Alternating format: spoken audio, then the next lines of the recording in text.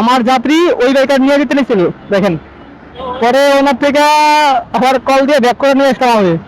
ভাই নাম, গাড়ির নাম্বার দেখবেন না? গাড়ির নাম্বার খেয়াল করে নেই। এটা তো খেয়াল করা উচিত ছিল ভাই। আমারে বলতেছে বললে তো হইব না ভাই, এখানে বাইকের অভাব নাই, আপনি গাড়ির নাম্বার ফলো রাখবেন। কমলাপুর না?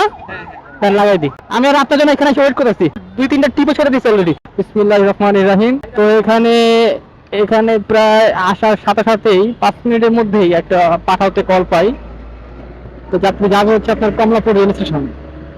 তো ওনার সাথে এখানে দেখাইছে আমাকে 8 কিলোমিটার রাস্তা, আর এখান থেকে ভাড়া শো করছে এতে 178 টাকার মতো। তো ভালোই ভাড়া দেখাইছে।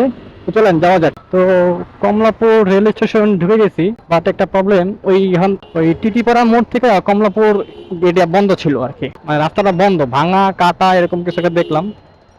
তো আমার প্রায় খিলগাঁও ফ্লাইওভার থেকে ঘুরে আসতে হয়েছে প্রায় 4 কিলো